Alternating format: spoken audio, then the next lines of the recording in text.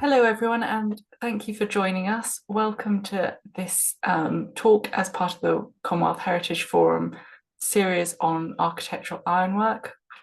For those of you who don't know, the Commonwealth Heritage Forum was set up to promote the sharing of knowledge about heritage across the Commonwealth, and especially the conservation of that heritage.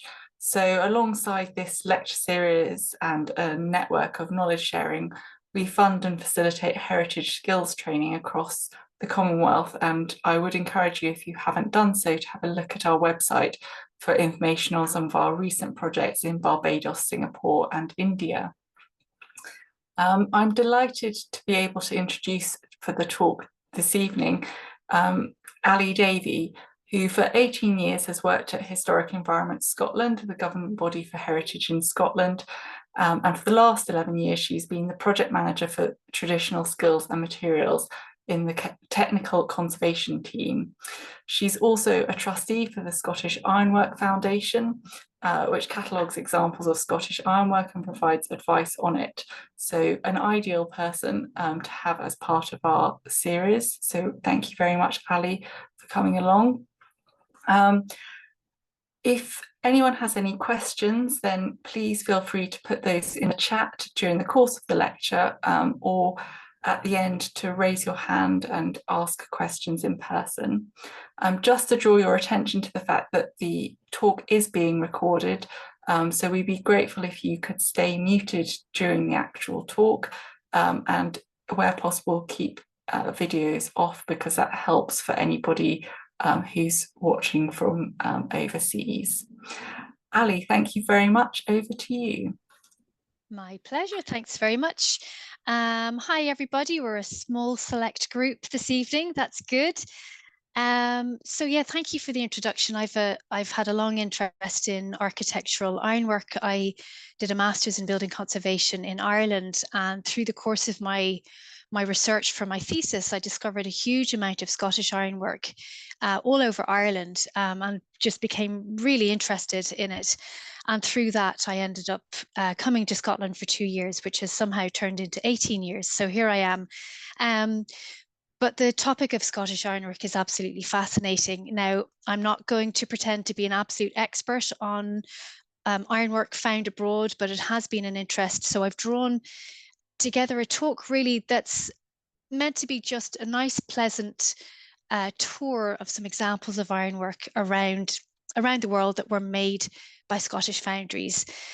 So hopefully it'll just be a very engaging, enjoyable talk with lots of nice images and interesting images.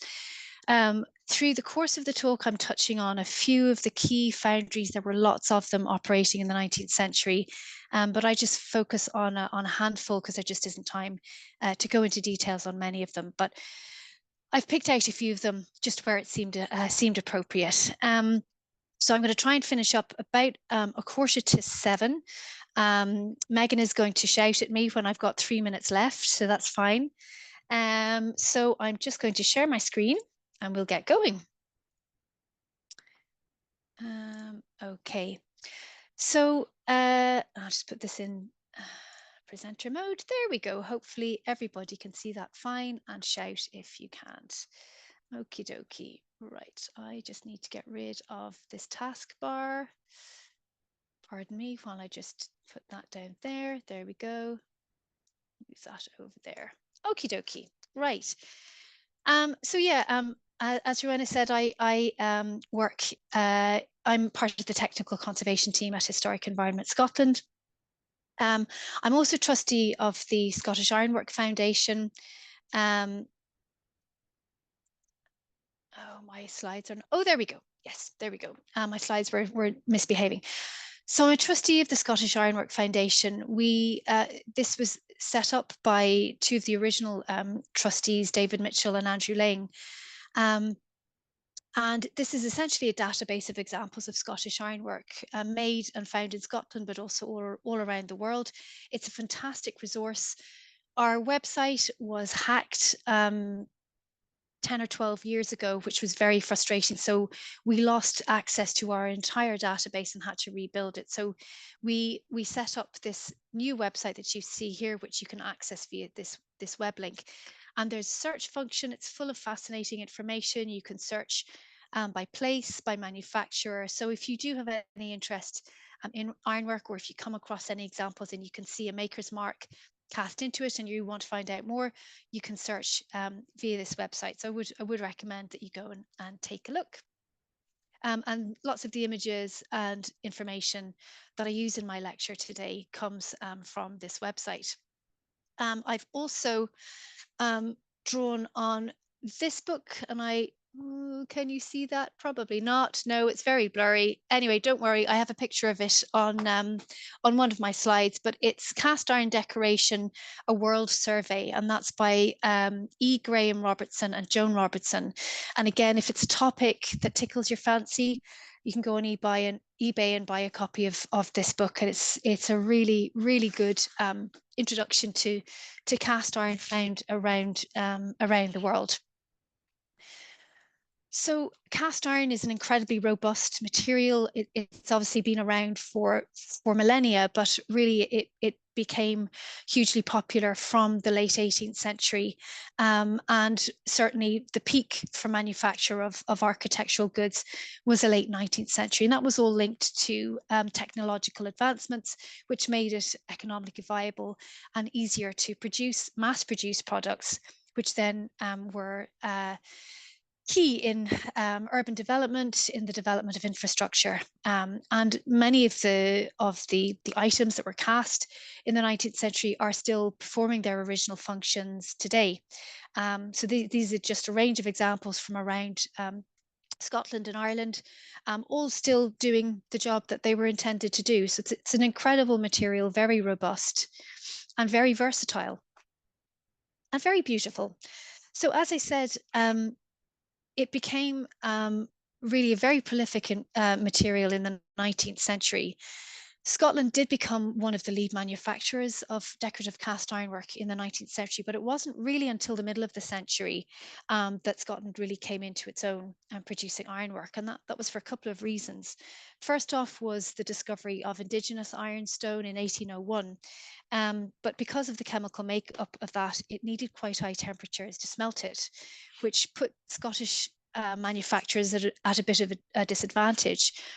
So in 1828, a new revolutionary technique to heat furnaces came about, thanks to James Beaumont Nielsen, who discovered that by blowing hot air into furnaces, which was a waste product from the smelting process, by taking that heat and blowing it back into the furnace, you could increase the temperature. And all of a sudden, you have hundreds of foundries popping up all over Scotland. It's finally economically viable for all of these manufacturers to use indigenous or using this new technology. So it became big business. One of the biggest names that you're likely to come across in terms of Scottish iron founders is Walter Macfarlane. Now, he set up the Saracen foundry in 1850. Now, a quirk with iron founding is you always have a business name and a foundry name. So you always find that you have Walter Macfarlane, and the name of the foundry is Saracen Foundry. Other businesses that I'll talk about will be George Smith & Co., Sun Foundry, McDowell Stephen & Co., Milton Ironworks. So it's a funny quirk of the business that they always had this dual name, which can be confusing. So Walter Macfarlane started off actually as a jeweler's apprentice. He then spent 7 years apprenticed to blacksmith. He ended up marrying the jeweler's daughter, and then going into business with his brother-in-law, Thomas Russell, and another business partner in 1850. So he started off on Saracen Lane in Glasgow, hence the name Saracen Foundry, quickly outgrew that and moved to bespoke premises that were designed for him by Thomas Boucher in 1862. So he moved to Washington Street, which you see pictured here. Outgrew that again. So by the time we get to 1875, he was now building a bespoke premises, a greenfield site at Postle Park in Glasgow.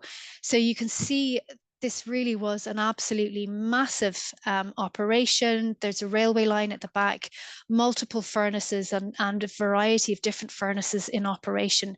And then they had their showrooms at the front, and you could see all of the glass roofs there to allow light in, all of the various sheds, the yards for pre-erecting structures, etc. So here you can see all of the types of things that they were putting up, which is really cool.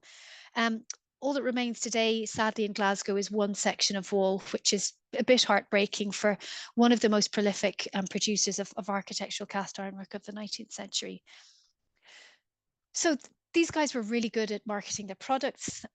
They had extensive catalogs and very motivated sales teams. The salesmen who travelled around had had sales targets that they had to meet. So they were good at what they did. Here's an illustration from one of the catalogs that shows what these showrooms might have looked like. So you can see the whole range of products that they had, from drinking fountains. Obviously, there wasn't water into everybody's homes in these days. In those days, it wasn't as easy to get clean drinking water, so these were really important, also for working animals. Lots of cast iron toilets, structures, and natural light before the age of electricity, of course, was really important as well. So you see lots of these types of ceiling lights as well, drinking fountains, all sorts of stuff, all the way down to chairs.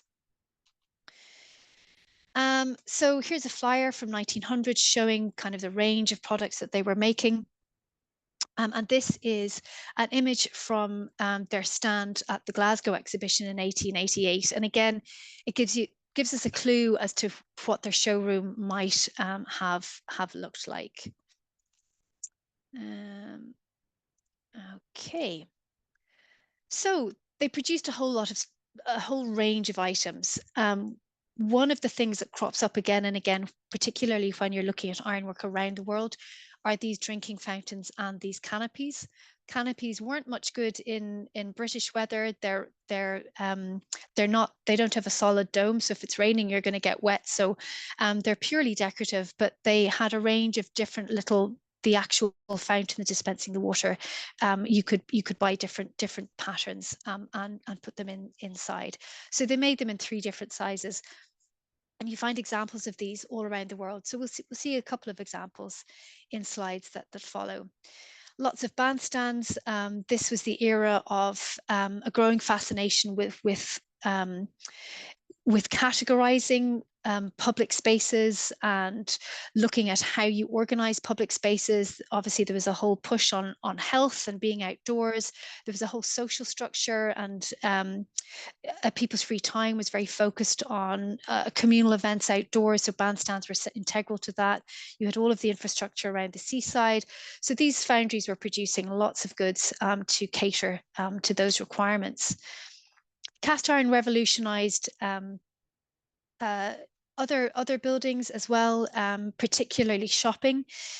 Cast iron, structurally, you needed a lot less of it than stone, so you could start having huge windows. And of course, with plate glass coming in the 19th century, shop owners were able to improve their displays and get a lot more natural light in. So these type of products were really important to pushing that. And you would buy products. These didn't come as an all-in-one casting. They were components that were all fitted together. So you could pick and choose what you wanted. So here's this component here from the Walter Macfarlane catalogue. And here's the archway that you see here. And then the pilasters from their catalogue as well here. So all of these combined. There's a fantastic book that Walter Macfarlane produced in the early 20th century, a book of examples, which is an incredible resource and gives us an insight into who their customers were and what larger products they were producing. So again, here's just an example of one of these incredible ceiling lights that they were producing, particularly for department stores as well. And as I said, cast iron really revolutionized architecture. All of a sudden, structurally, you could have building facades that were almost entirely glass. So letting loads of light in and just really creating this sense of airiness and lightness. So this is the Cadoro building in Glasgow, which is still there, built in 1872. Right, so that's a lot of talk about Britain. That's not what we're interested in. We're here to talk about overseas examples. So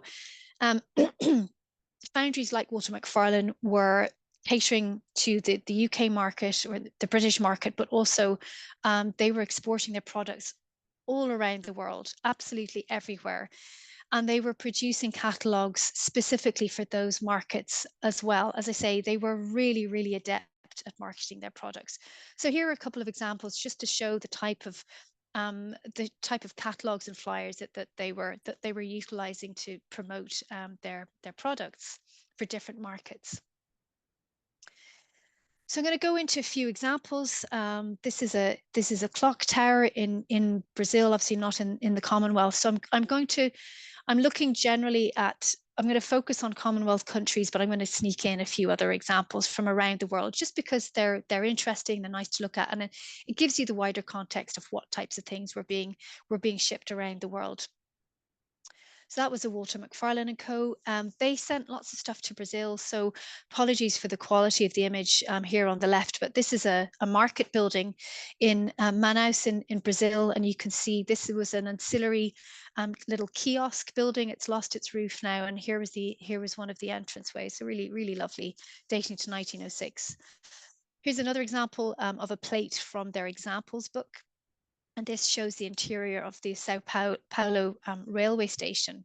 So here you can see this is all cast iron, these structural columns, these beautiful column heads as well. These windows were probably cast iron as well. This is just a superb example of a Walter Macfarlane structure in Alencar in Brazil. This is the theatre, again, a really stunning example. And very often you come across examples like this that have lots of stained glass as well incorporated. And, you know, it's just a testament to how good they were at and how efficient they were at shipping their products around the world, that they were shipping glass, you know, quite fragile material as well. And quite often they would send teams out to erect these structures as well. And it was big business. These foundries made a lot of money. This is the interior of Walter Macfarlane's house. He was a very wealthy man. He made a lot of money. He was a very effective businessman. He was good at what he did. And his house is absolutely fascinating. There's kind of hints all around the house, little initials and busts and all sorts. You can see busts here. There's little hints at who the owner is everywhere. And of course, lots of his products as well. So as I mentioned, cast iron was seen as a really revolutionary material. It was very versatile. It was strong. It was seen as, you know, corrosion proof, but it was also portable, and it was seen as hygienic. You could wash it down. You could dismantle it and move it. So you see it being used an awful lot for public facilities, including urinals, which would have been everywhere. And there were lots of foundries that produced different designs. We've seen this one already.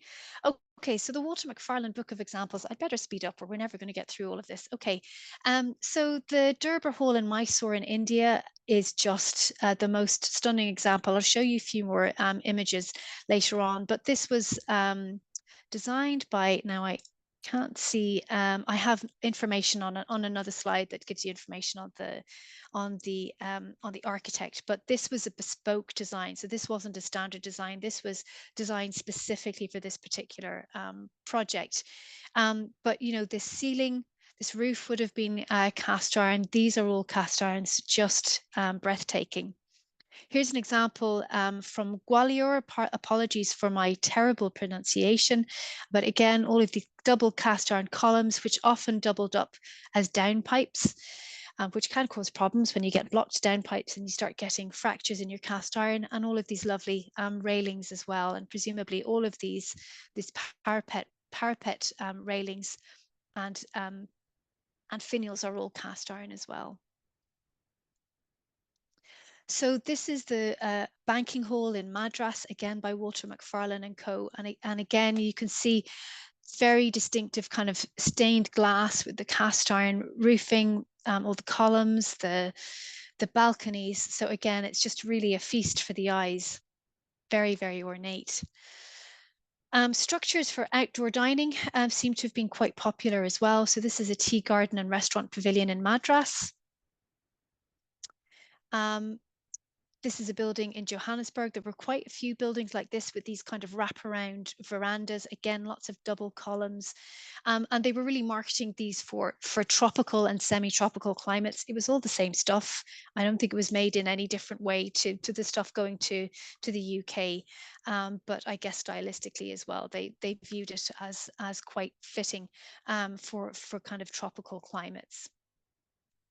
Another example from Johannesburg, from the Book of Examples, again, quite different, but they seemed to be quite keen on these wraparound verandas. And again, another wraparound verandas, which seems to have been popular.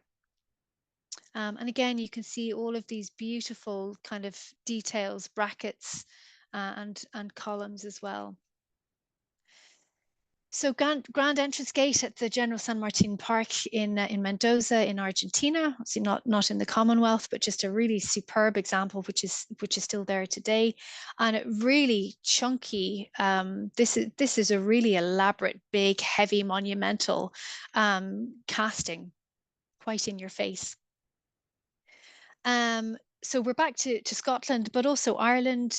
Just another kind of quirky example, which doesn't survive. I don't know of any examples of this particular style surviving anywhere in the world, which is quite a shame. So moving on to one of their lead competitors, so Walter Macfarlane and Co. were one of the biggest producers. George Smith and Co. Was set up in 1857, and he was one of the biggest competitors to Walter Macfarlane. Now, George Smith actually started off, as a pattern maker, and then latterly foreman of the pattern shop in Walter Macfarlane, and then he went off and set up his own business with two brothers and a partner, Alexander Mackenzie. So they grew quite quickly. By 1867, we know there were at least 700 staff, because there's a record of a company event, and there were 700 staff in attendance. Poor George Smith got sequestrated, so he went bankrupt numerous times. A lot of that problem was caused by the fact that Alexander Mackenzie had put a lot of capital into their business. So when he died, that caused major issues for them. So George Smith eventually sold the business. It passed through a couple of different hands. Everyone kept the George Smith and Co. name, the Sun Foundry name. So at one point, I think there were at least 3 businesses owned by different people, all using the Sun Foundry name, including George Smith, who went off and set up another business in Alloa using Sun Foundry. So it gets very confusing when you're trying to untangle all of that history. And it was confusing at the time, and there was litigation going on and people suing other people over the use of the name. So George Smith eventually went bust for the last time and went out of business. So poor old George, he was not the best businessman, I think, unfortunately. But through his family, they also had, I think, nephews emigrate to Australia. So you had a Star Foundry and another foundry being set up actually in Australia. So the legacy continued.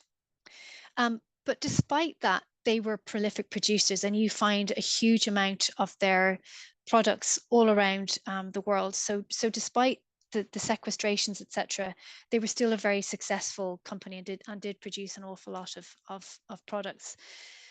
So they were built. They had a new foundry set up at Kennedy Street in Glasgow in 1870.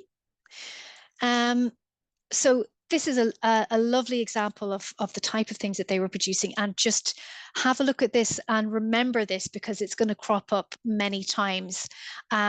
Quite often you find just this bit used on its own as a fountain. So this is the Grand Fountain in Paisley in Renfrewshire up here in Scotland, and it recently underwent a restoration. It's beautiful, but it's also bonkers. Why in the middle of Paisley you would have life-size walruses is beyond me, but it's really it's a fascinating fountain, and really beautiful and quirky.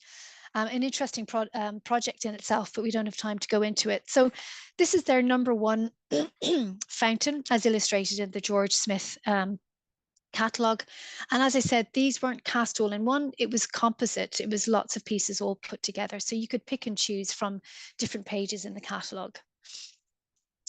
So they also produced drinking fountains and canopies. Theirs had solid domes. This is an example of their #3 drinking fountain in Burt Island in Scotland. And interestingly, in Northern Ireland and the Republic of Ireland, there are 2 examples of their #2 drinking fountain, which I think is one of my favorites, just absolutely lovely. And I love this color scheme they use in Belfast. It's very, very striking. They also did a huge range of memorial, grave monuments, etc. They produced a lot of those. So anyway, back to around the world. So this is an example that a friend of mine who is Argentinian, and she did her PhD on Scottish ironwork in Argentina. Now, Argentina wasn't a colony, but the iron founding industry over there really was established by British firms. So you find an awful lot of Scottish ironwork over in Argentina, which is fascinating. So here again, we have our familiar fountain. So this is in Montevideo in Argentina. Really lovely example. So similar to the fountain in Paisley with its herons. And very similar to the Burnt Island fountain. Again, this is Montevideo in Argentina with the little stamp, Sun Foundry Glasgow.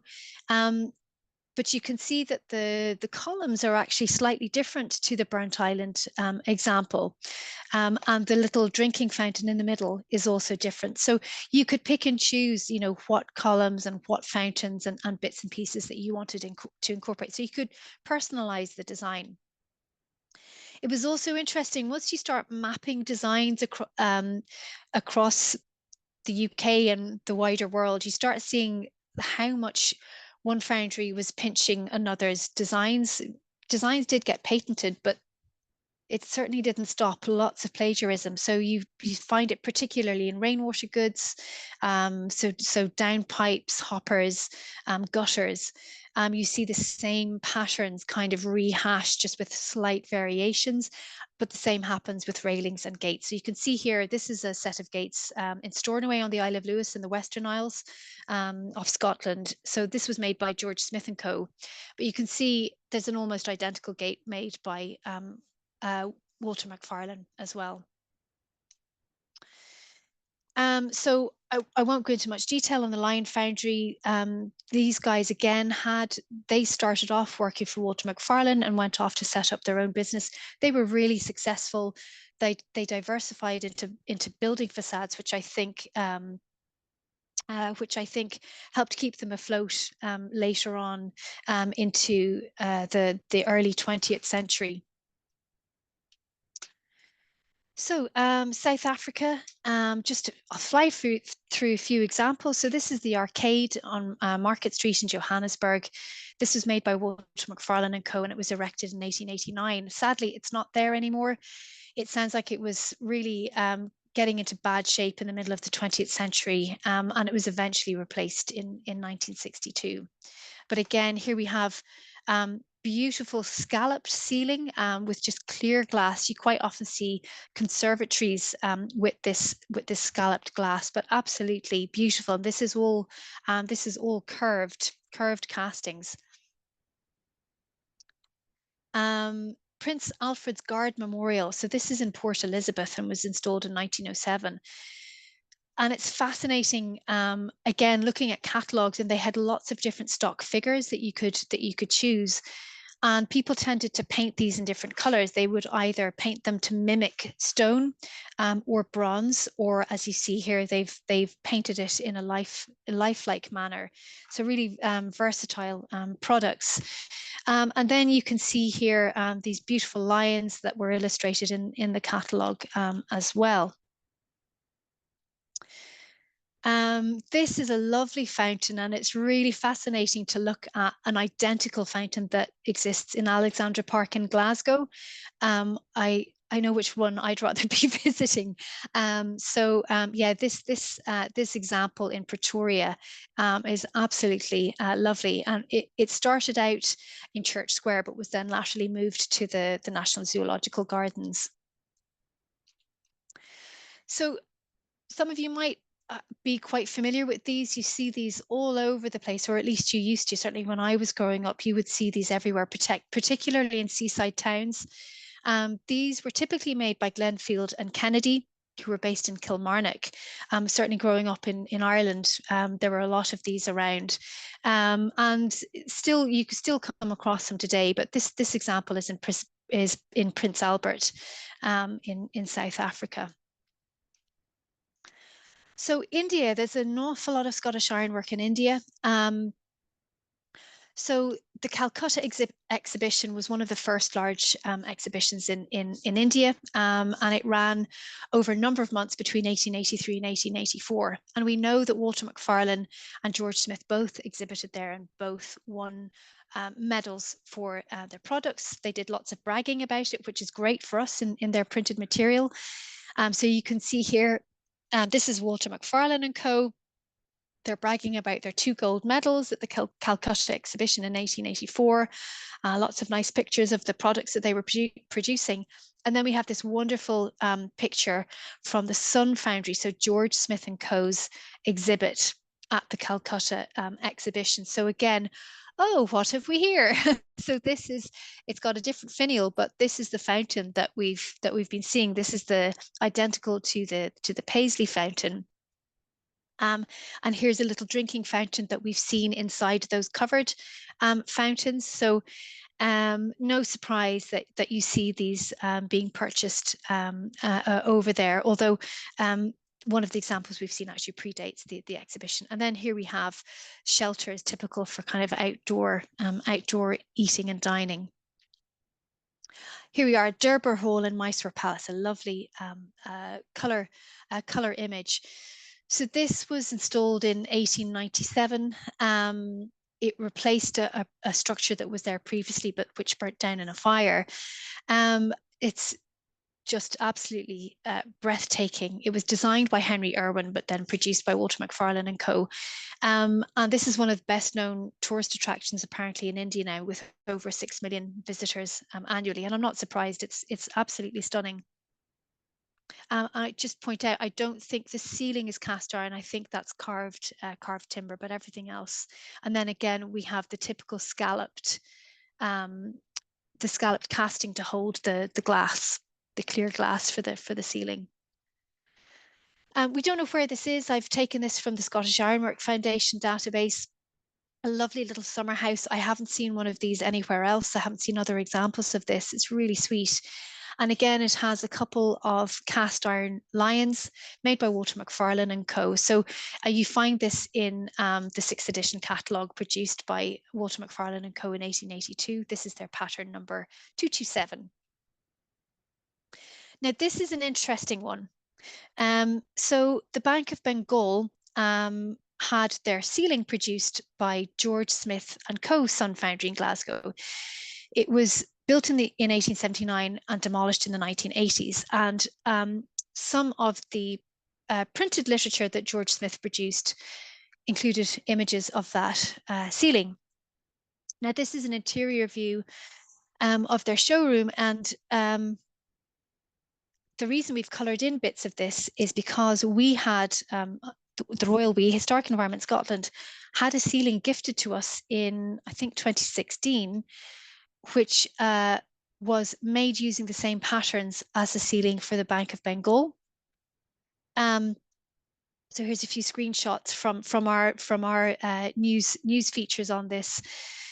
So in 2016, John Hogg, who is based in Morayshire, gifted us this ceiling. So 66 panels in total, but we only put up, we've made a display of 36 of those panels, which I'll show you in the next slide.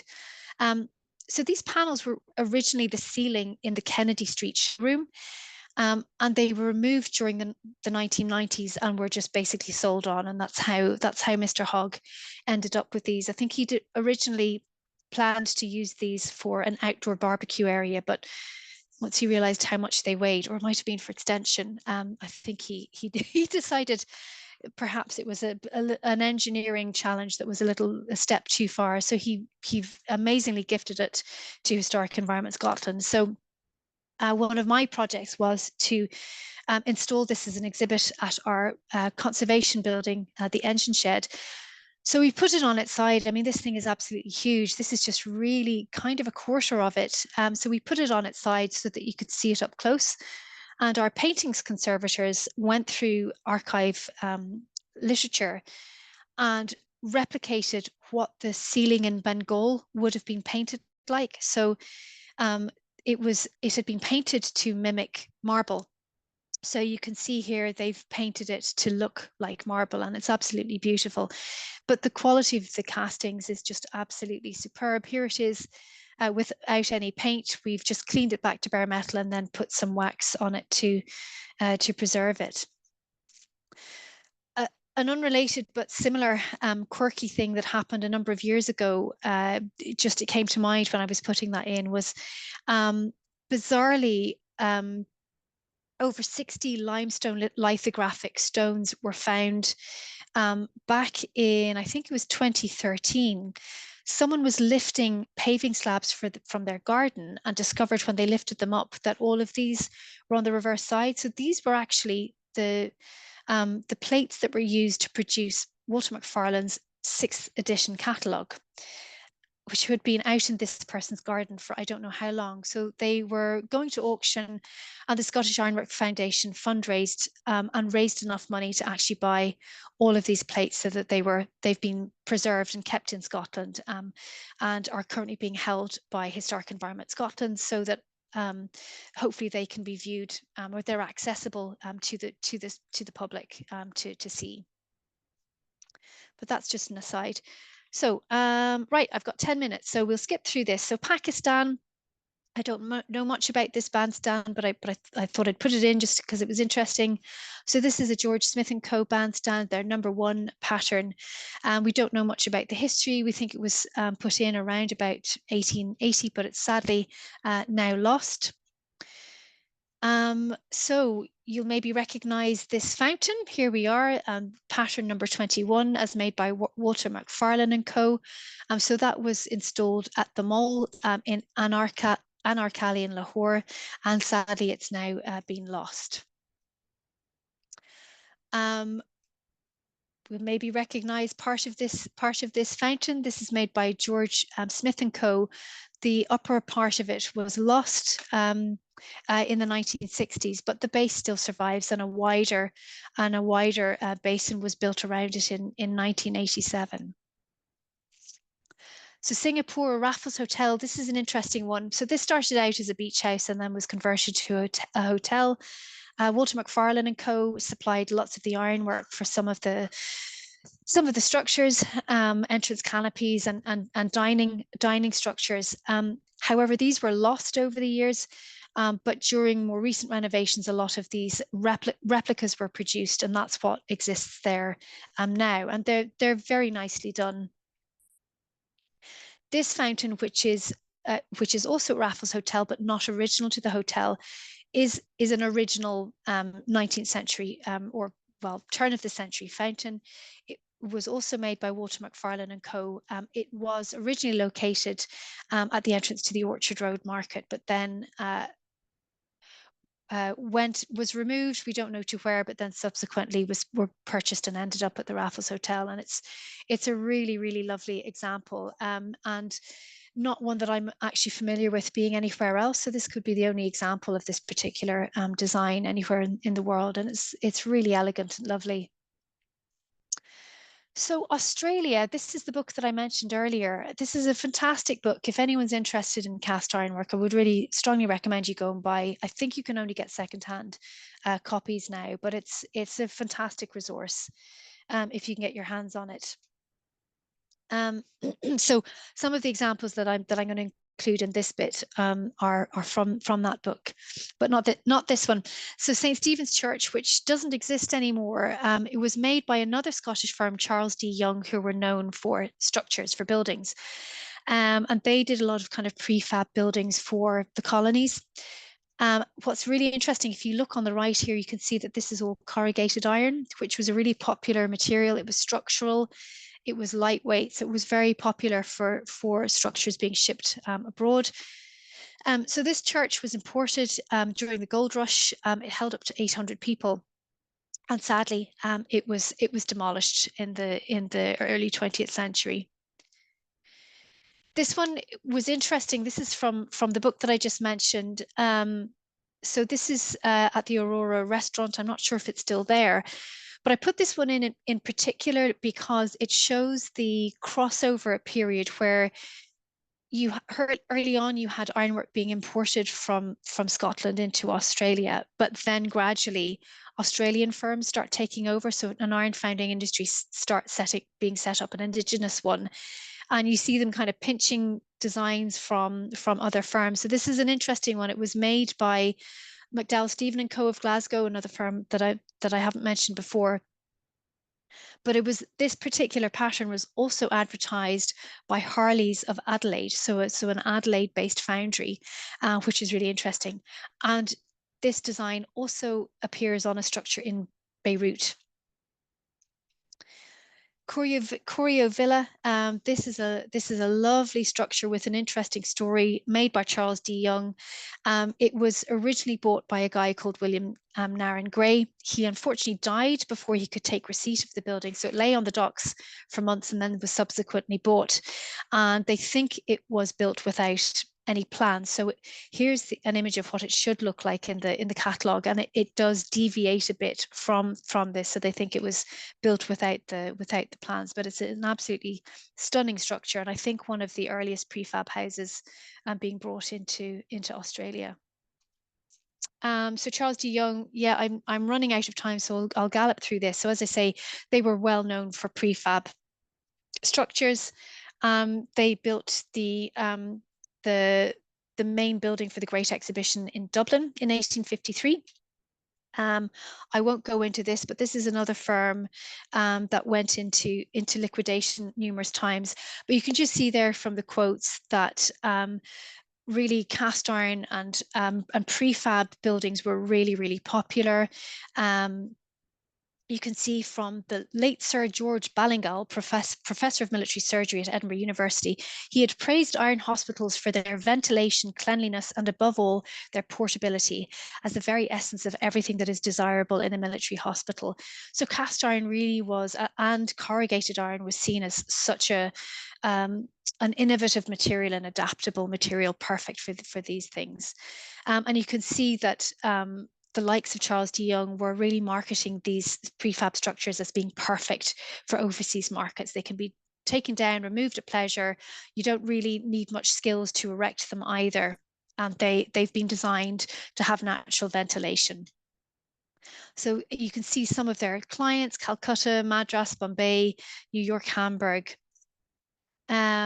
So again, I don't have much time, but again, yes, another firm that unfortunately his bookkeeping was even worse than George Smith's. So he sadly went out of business in 1874. So I'm going to speed along here. Just a beautiful example of a Walter McFarlane and Co bandstand. I love this particular design. This is in Adelaide, and it was gifted to the council by Sir Thomas Elder. Another example of designs being produced both in Scotland and by Indigenous foundries in Australia. So this particular beautiful gate pier was advertised by Walter McFarlane and Co. But it was also, this particular one is marked by GE Fulton Limited makers in Adelaide. So here we have this kind of crossover period. Another Walter McFarlane and Co. Drinking fountain, this time in Tasmania. And here's another drinking fountain. You see this one here has the same actual drinking fountain as this example. Sri Lanka. Oh, what have we here? This looks familiar. And again, the George Smith and Co. #1 fountain, but just the upper portion of it. Again, we've the herons, we've the dolphins, and we have these little putty with the alligators. And really, I found this when I was doing a bit of research. There's an identical one in Dumfries in Scotland, and the mayor from Sri Lanka actually came and visited when it was when there was a ceremony to celebrate the refurbishment of the fountain, which was completed just a few years ago. I thought that was lovely. West Indies. This is made by George Smith and Co. Here's some lovely examples from Bridgetown in Barbados. Walter Macfarlane bandstand, then some railings produced by Walter Macfarlane and Co. as well. Broad Street, more ironwork made by Walter Macfarlane and Co. Lots of different designs being used. And again, we've got the wraparound veranda. Chile, another market building, this time made by Laidlaw and Sons of Glasgow. Oh, perfect. That's great. Okay, I'm bang on time. Great. I'm going to stop sharing so I can see everybody again. There you are. Thank you so much. That was so I got faster as I went along. It was brilliant. Thank you ever so much, Ali. That was really fascinating. I will now open the floor to any questions. If anybody wants to raise their hand and unmute themselves or type a question in the chat.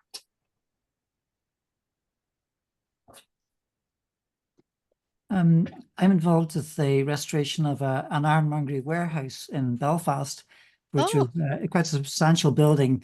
And I'm wondering, I know you're interested in the foundries themselves, but I wonder if you come across many warehouses which are designed as a halfway house between the foundry and the end customer, or was everything going straight to the customer? So you quite often see an evolution in these companies, and I think particularly with the likes of Charles D. Young, for example, he started off as an ironmonger's, and as he grew, he then moved into the iron founding side of things as well. So I would imagine that's probably quite typical of many of these, well, not lots of them, but some of these firms certainly. I can imagine I can see how that would happen. Yes, and often they would have a showroom, so they would have essentially be an ironmonger's. And then they'd have the actual manufacturing premises at the back. Thank you. And of course, there were some fantastic firms in Belfast, yeah. As well. You know, they weren't just bringing in stuff from Scotland and England. There were some great firms in Belfast as well. Yeah, but this one is related to Musgraves, which is that's the name I was going to say. Yeah, lots of bandstands by Musgraves as well around as well. Lots of stable fittings and fixtures and all sorts. Yeah. Leslie. Hi, thank you very much for the presentation. I'm in Cape Town. I'm a walking tour guide of the city. I've seen the Walter Macfarlane catalogue, and it's in a lot of our buildings. The agent here, it was Charles Freeman, and he was an architect and a little bit cheeky because he used to put all the cast iron into the buildings, and then obviously he was the importer. He was the sole agent, I believe, for Walter Macfarlane in South Africa. So we have a lot of examples. We also have the kind of the lampposts, the lights, the lamps that you were talking about. And I'm with a Heritage Society, I volunteer, and we actually restore them, and we use the troughs. So the troughs in the bottom, which were the horses drinking water, I think in those days, we've put plants in them. So we're trying to restore as much as possible. Amazing. So you mentioned the Walter Macfarlane house. You showed a photo. Is it possible to visit that in Glasgow? Is it open to the public? Now, when I went inside, it was for sale. It was on the market. And I don't actually know who it got sold to. I don't know if it was sold to somebody private or if it's now. It's not a museum or anything that you can just visit, but it had been. Some organization had owned it before it went on the market. So depending on who's bought it, it might still be possible to get inside. Yeah, unfortunately, it's not a museum or anything that's open to the public, which is a real shame. There's so much history in that building, but anyway. Okay, thank you very much. Oh, no problem.